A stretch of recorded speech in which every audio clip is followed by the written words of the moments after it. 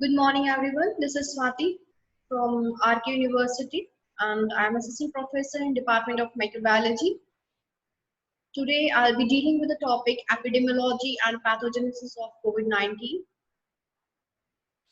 First, we'll deal with the introduction, and this has been already explained in detail by Dr. Vijay Kumar. So, I'll be taking a quick review on that. This SARS coronavirus, that 2, or you can say SARS-CoV-2. This is a causal organism, or you can say the strain which causes the disease, coronavirus disease, that is COVID-19. And this COVID-19 here, it stands for coronavirus. CO is for the corona, VI is for the virus, and D stands for the disease. And since it is identified in 2019, so the word 19. It is a respiratory illness disease, and it is taken from novel coronavirus. So here it is beta CoV, and name is SARS-CoV-2 by the International Virus Classification Commissions, and WHO, that is the World Health Organization, has classified COVID-19 as beta CoV of group 2B, and it is collectively known as the coronavirus. And here it has a variant name. This called as COVID-19 novel coronavirus. In short, it's also called as C2019 nCoV.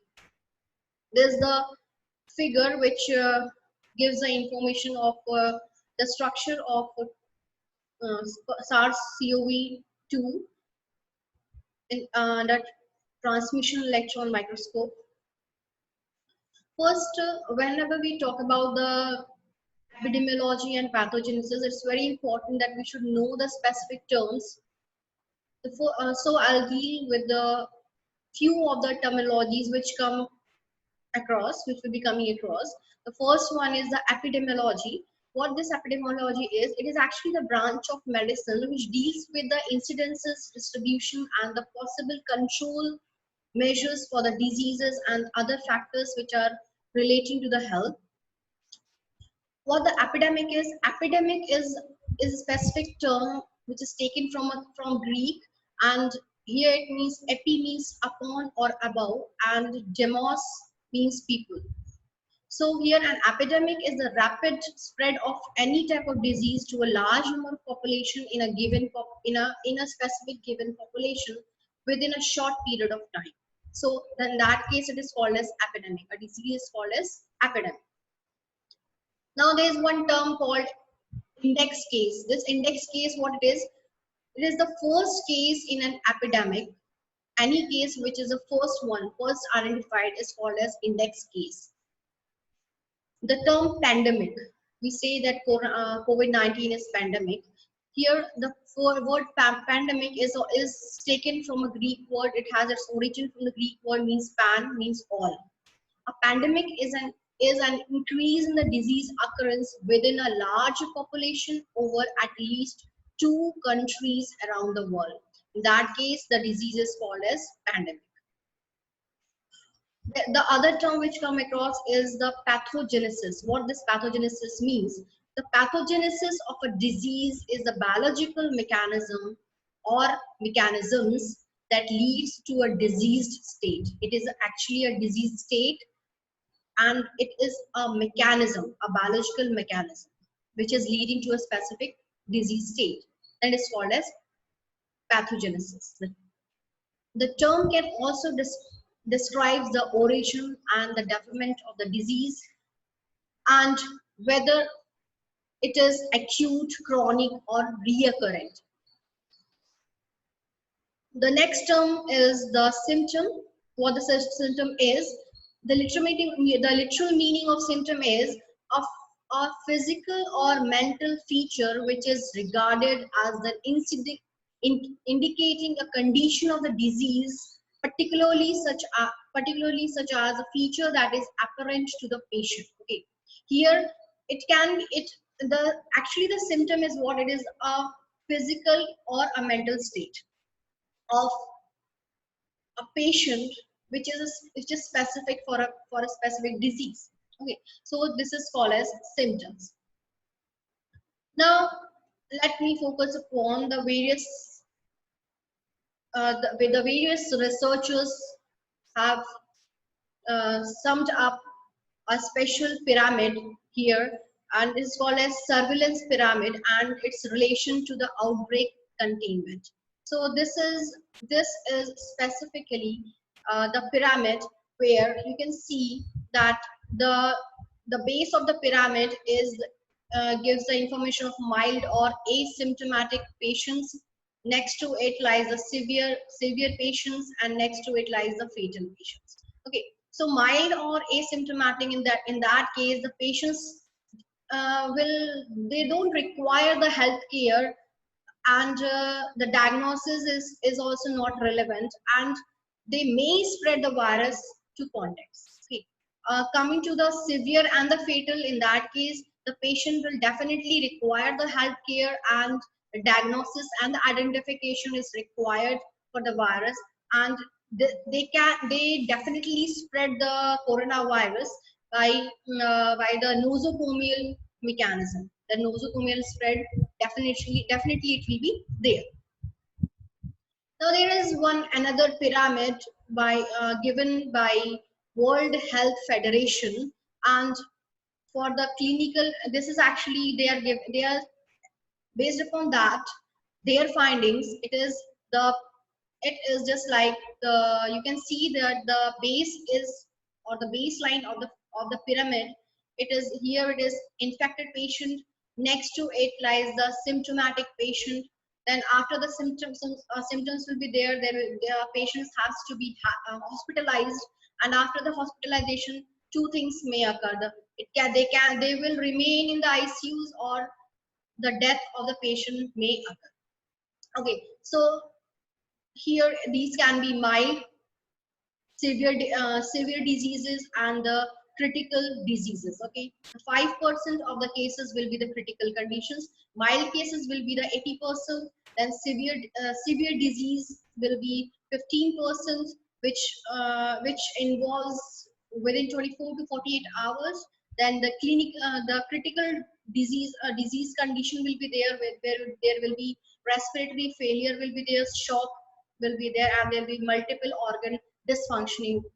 And this here, it will include the 5% of the cases, and these may contain the elderly person and those which are already having the health problems. Now coming, I have summed up the various event timelines in this particular slide, which is till Feb 26.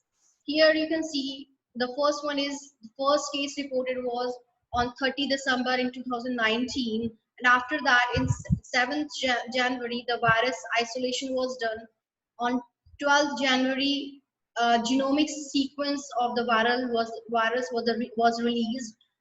On 21st January, bats, it has been reported that bats are the potential origin of this particular SARS-CoV-2. Then on 23rd January, Wuhan lockdown took place, and on 30th January, global health emergency has been declared. After that, on 11th February, COVID-19 and SARS-CoV-2 were named. They were given the name. And on 18th February, the ultrastructure of the human ACE2 receptor has been reported. So this is the various events from 30th December to 18th Feb, upon the timeline, how these have actually occurred. The current situation for the number of cases, confirmed cases, are 4041520. These are the number of cases which has been reported, and I have taken it till this report is latest of 10th. Now, it has been proved that it has a zoonotic origin. Why we say it's a zoonotic origin? First, you should know that what the zoonotic is. Zoonotic means any disease which has its origin or which has originated from any animal or a reservoir which is an animal. In that case, it is called the disease called as zoonotic.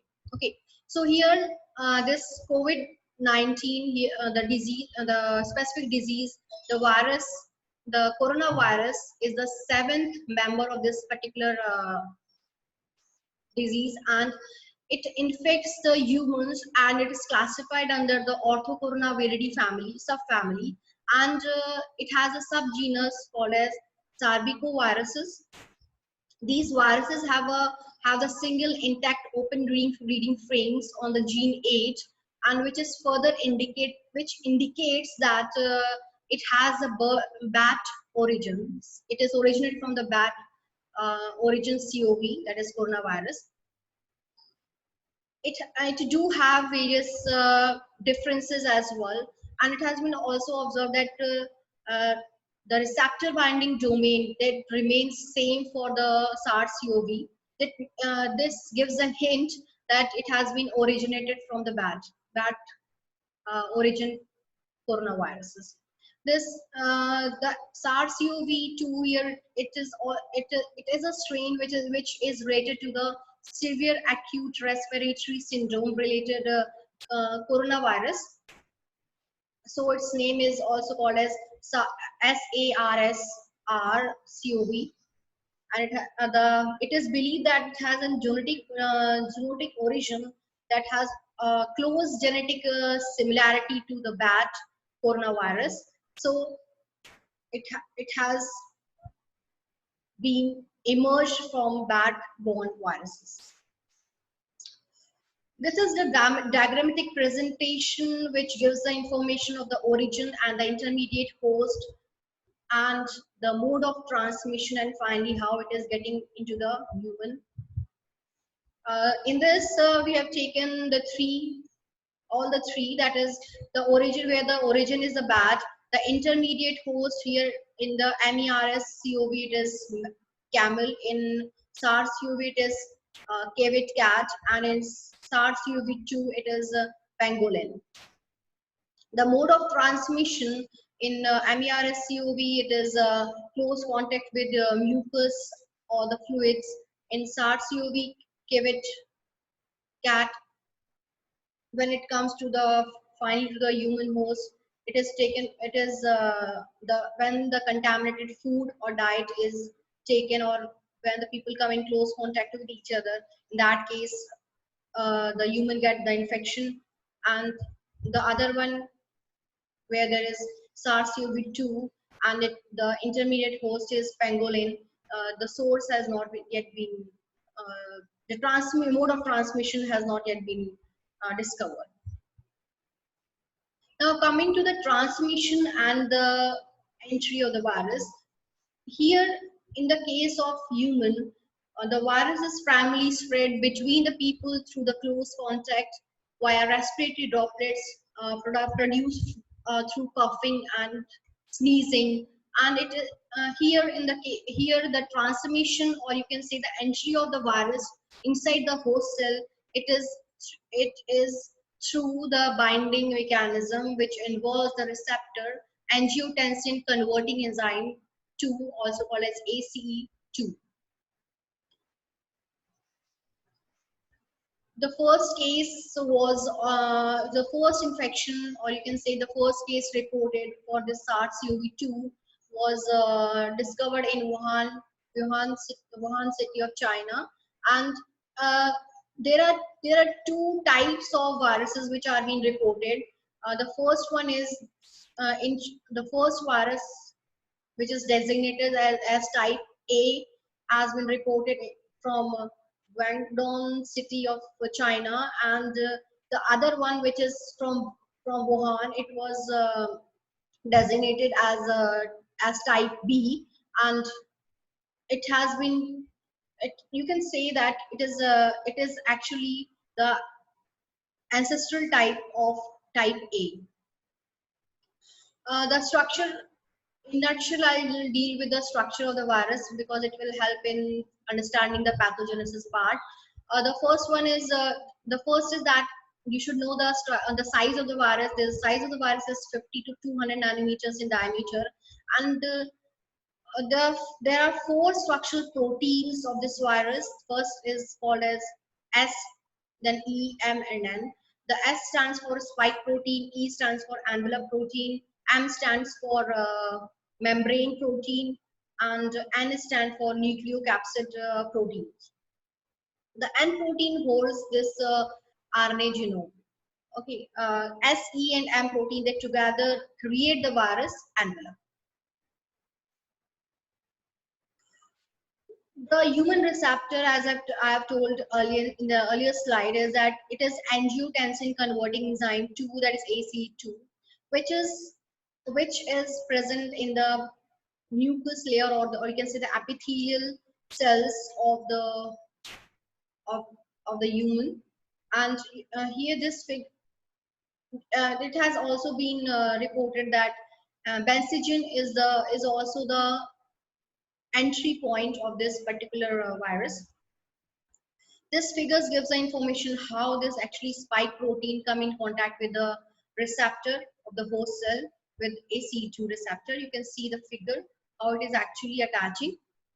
This is the orange one. This is the spike proteins. Next to it, this is the envelope protein.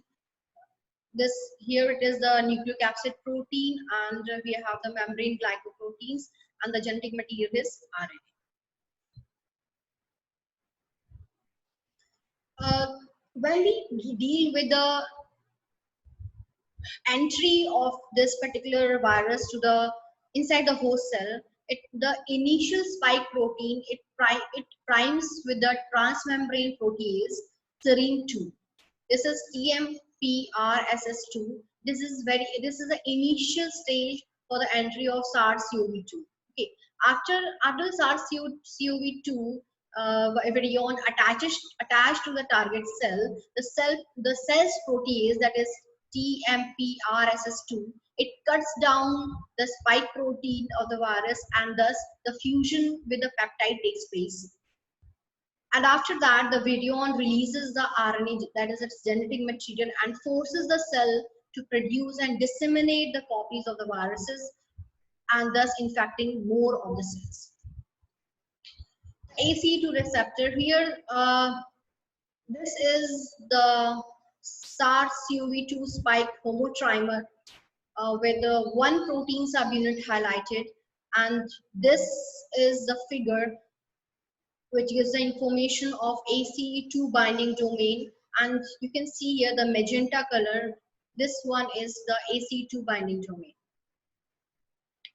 Now coming to the pathogenesis in detail, is you can see here this is the whole information here. First is the SARS-CoV-2. This SARS-CoV-2 here, it is contained as spike protein. The next is the viral RNA. This is the cell structure. It contains the it contains the receptor, that is ACE2 receptor. The virus spike protein come in contact with the ACE2 receptor.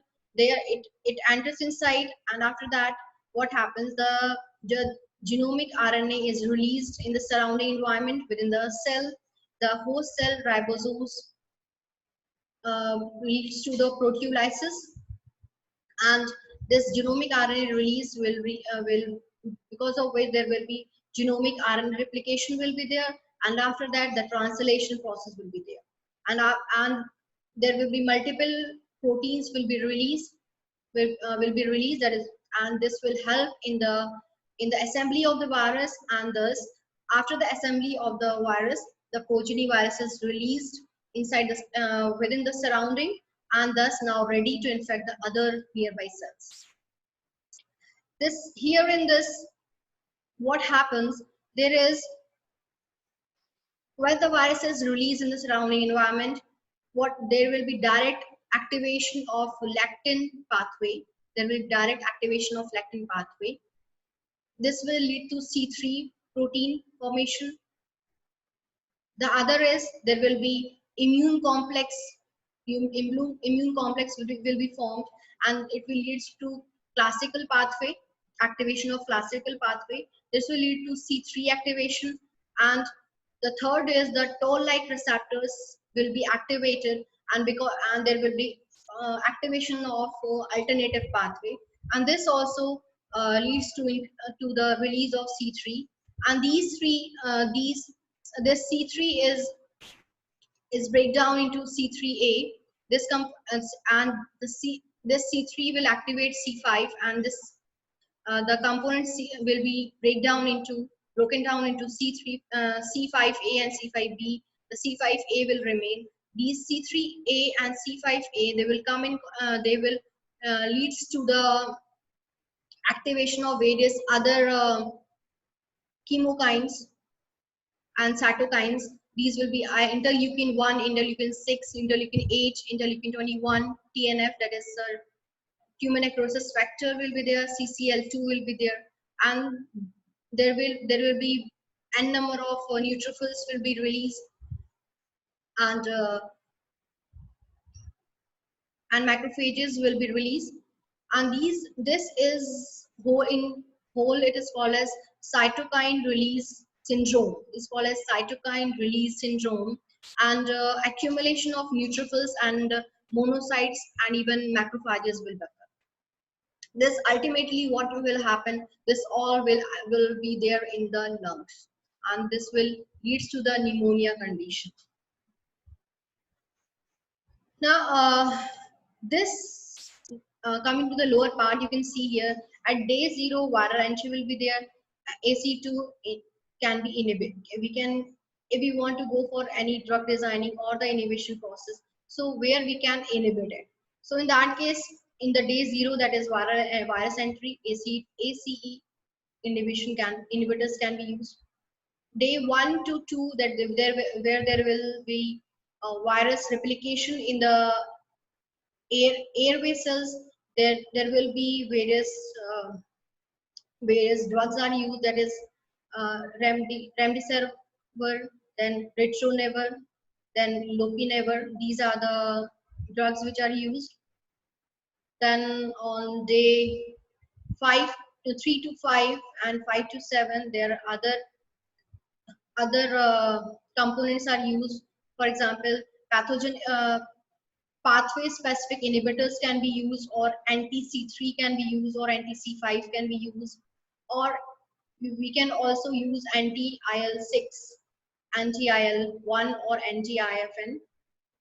After that, at days 7 to 14, ARDS can be used. So this is, I have given in nutshell how actually the pathogenesis occur, and how what are the specific drugs which can be given or to inhibit the virus. Now let's see the whole thing in a bit detail, that is mechanism of the attachment of ACE2. Here you can see in this, the first one is attachment, that is spike protein is attached to the ACE2.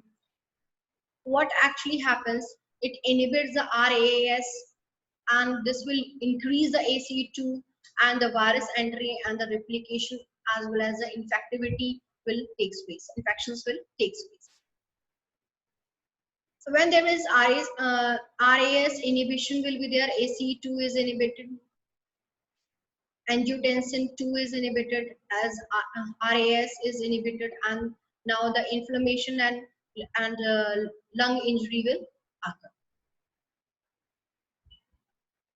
This is the figure which this is the content which describes the above figure, and here the RAS stands for renin angiotensin aldosterone system. Now this is a proposed human immune response during SARS-CoV-2 infection. Here in this case, the infection is, the virus is getting inside the host cell, inside the host, and there it will enter inside the alveoli. When it enters inside the alveoli, what happens, there will be n number of immune response will take place, which will activate the neutrophils, monocytes, macrophages, then B cells, plasma cells, and this will lead to the increase in the Th1, Th17 cells. There will be pro-inflammatory cytokines will be released, and this whole leads to the increase in the cytokines, and thus pneumonia will occur in the lungs. The major virus host interaction, it involves the delayed or suppressed T1 IFN response during initial infection, or the virus replication triggers the hyper-inflammatory conditions. There will be influx of the activated neutrophils and inflammatory monocytes and macrophages. And the last one is Th1 and Th2 is induced and specific antibodies are produced. This gives here the next one is I'm giving the chronography of the events during the SARS-CoV-2 infection. There's the step one where AS, you can see the outermost part is the airway, and this is the epithelial layer. When the SARS-CoV-2 come in contact with the receptor, ACE2 receptor, it enters inside the cell. There will be there will be interaction with the TMP-RSS2, which I have explained earlier. The viral replication will take place, then the viral RNA is formed, and prophylaxis will be there. Then virus proteins will be released, and the virus maturation will take place, and finally the virus is released in surrounding. When there is prophylaxis will be there, there will be increase in the interleukin-1 and alveolar macrophages will be released.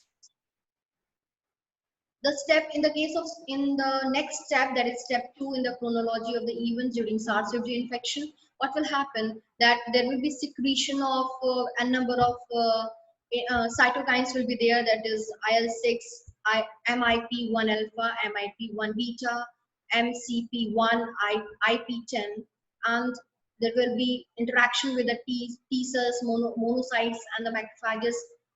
There will be release of the IFN gamma. So a number of components are being released. Now, after this, there can be two stages can be there. The first one is that where the interaction, where the human immune response is so active that there will be the condition will be that the human immune response will win and the person become healthy. The other is one where the immune response will not work upon, and the person become patient and become infected. So here in this case, so I'll deal with the first one where there is dysfunctioning in the immune response. When there is dysfunctioning in the immune response, then what will happen is that there will be because of malfunctioning, what actually happens, there will be leakage will be caused from the vascular permeability, and there will be release of a number of FCN1 macrophages, T cells, monocytes, and it is releasing out a number of cytokines in a very very large amount, and this leads to the cytokine storm. Okay, it is very very important. This cytokine storm is one of the main cause for the pneumonia condition in the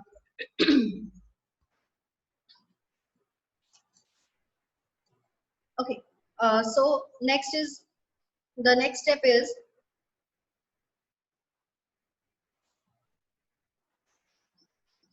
now the next one is the condition where the healthy immune response will occur. Now here in this, what happens at this case, when the immune response is healthy, then what will happen that the alveolar macrophages will clean up the neutralized viruses. There will be neutralization, antibodies will be there which binds and inactivates the viruses. Alveolar macrophages will recognize and phagocytose the apoptotic cells. There won't be any release of the virus.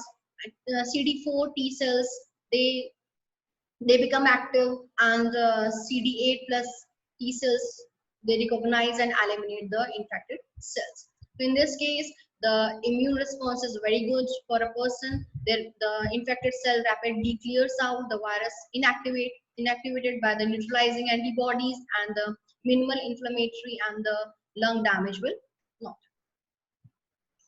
So this is all about the chronological events. So this figures give the information of the early stage as well as the severity stage. I've given this information for the various contents.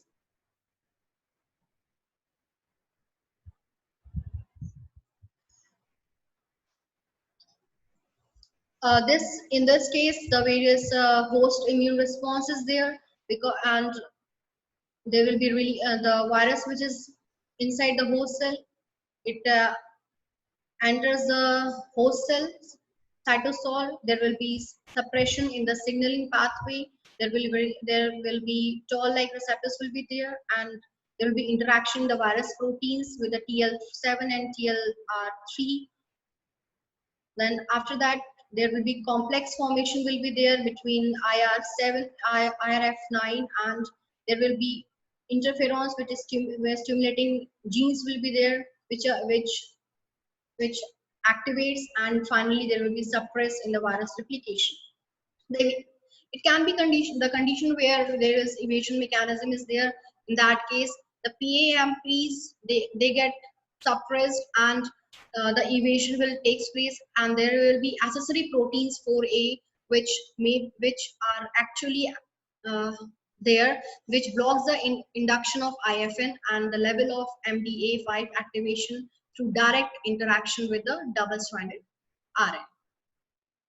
The open reading frames will work upon, and finally what happens, activation of IFN beta will occur, promotion will occur, and the antigen presenting cells, which are very important in the host defense mechanism, they will be affected by the coronavirus. There's a figure which gives the information about it, and there will be various other evasion mechanism which involves a viral mutation, immune exhaustion, and the immune deviations will be there, that is the Th2 biased. There were various symptoms of COVID-19 as per CDC. Here, the patients may show show fever, cough, and shortness in the breath.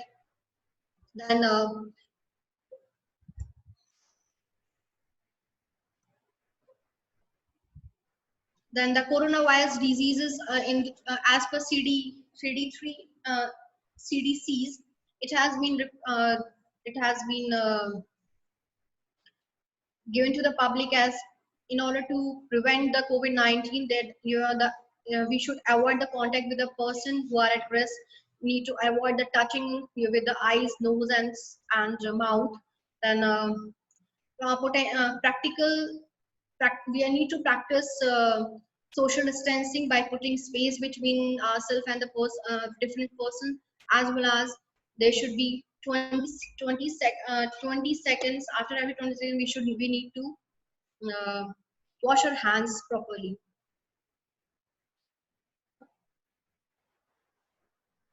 Now there are various guidelines given by the WHO for washing the diseases, and which involves washing the hands and the protecting the other person from getting risk.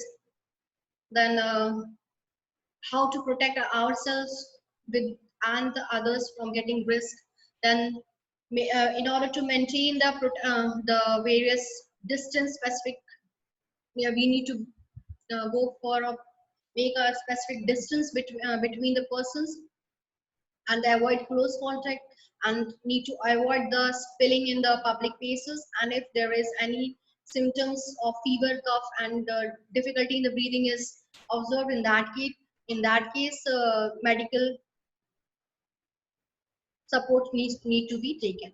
Now there is various even other WHO guidelines for the home care for the person with the suspected or confirmed cases. Then with the guidelines which involves all members of the households, which are taking actually taking care of the patients within there. And there is also various guidelines for the patient, for the persons who are for caregivers, which are the caregivers. And let me tell you that I have taken all these from the from World Health Organization, taken the slides from the various World Health Organization, then CDCs, then various research papers for example, Nature, Lancet, and Elsevier. So I'll be giving you the link to all these as a supporting documents. So I thank you all for your patience listening. Thank you all.